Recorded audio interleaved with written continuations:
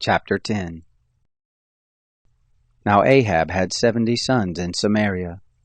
Jehu wrote letters and sent to Samaria, to the rulers of Jezreel, even the elders, and to those who brought up the sons of Ahab, saying, Now as soon as this letter comes to you, seeing your master's sons are with you, and there are with you chariots and horses, a fortified city also in armor, look out the best, and meet of your master's sons, and set him on his father's throne, and fight for your master's house.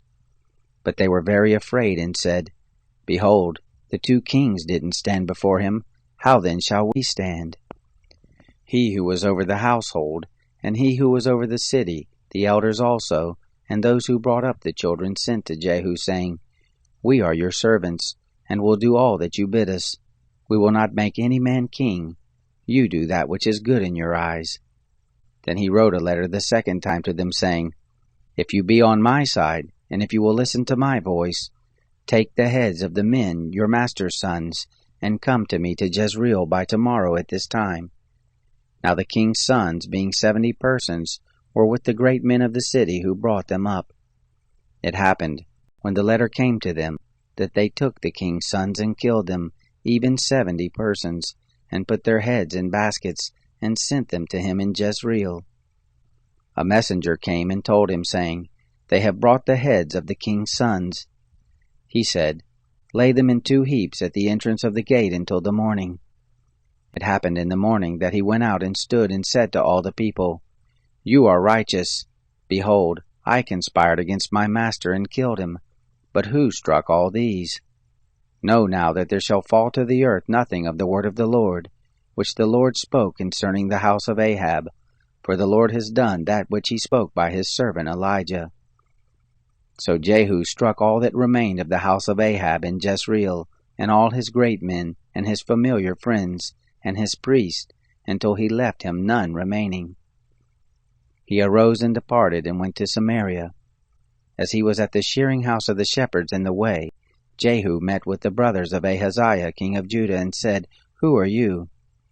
They answered, We are the brothers of Ahaziah, and we go down to greet the children of the king and the children of the queen. Jehu said, Take them alive.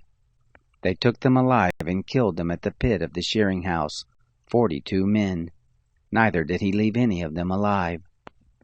When he had left there, he came upon Jehonadab, the son of Rechab, coming to meet him, and he greeted him and said to him, Is your heart right, as my heart is with your heart?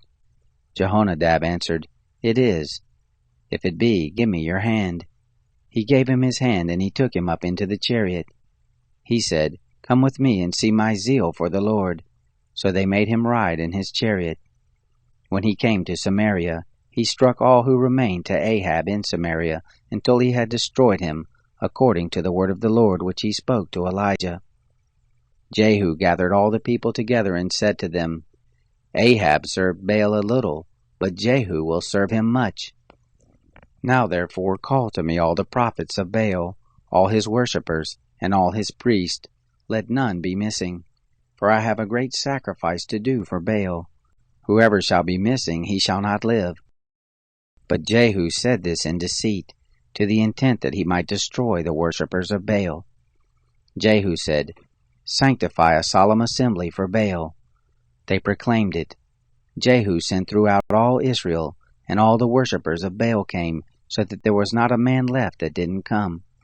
They came into the house of Baal, and the house of Baal was filled from one end to another. He said to him who was over the vestry, Bring forth the garments for all the worshippers of Baal. He brought them the garments. Jehu went, and Jehonadab the son of Rechab, into the house of Baal, and he said to the worshippers of Baal, Search, and look that there be none with you of the servants of the Lord, but the worshippers of Baal only. They went in to offer sacrifices and burnt offerings. Now Jehu had appointed 80 men outside, and said, If any of the men whom I bring into your hands escape, he who lets him go, his life shall be for the life of him that has escaped. It happened, as soon as he had made an end of offering the burnt offering, that Jehu said to the guard and to the captains, Go in and kill them, let none come out. They struck them with the edge of the sword, and the guard and the captains cast them out, and went to the city of the house of Baal. They brought forth the pillars that were in the house of Baal and burned them. They broke down the pillar of Baal, and broke down the house of Baal, and made it a latrine to this day. Thus Jehu destroyed Baal out of Israel.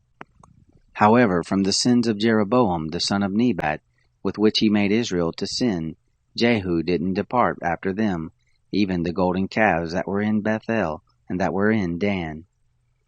The Lord said to Jehu, Because you have done well in executing that which is right in my eyes, and have done to the house of Ahab according to all that was in my heart, your sons of the fourth generation shall sit on the throne of Israel. But Jehu took no heed to walk in the law of the Lord, the God of Israel, with all his heart. He didn't depart from the sins of Jeroboam, with which he made Israel to sin.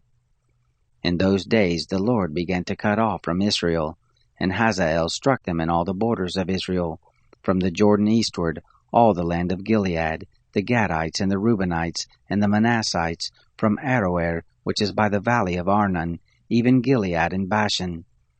Now the rest of the acts of Jehu, and all that he did, and all his might, aren't they written in the book of the Chronicles of the kings of Israel? Jehu slept with his fathers, and they buried him in Samaria. Jehoahaz, his son, reigned in his place. The time that Jehu reigned over Israel in Samaria was 28 years.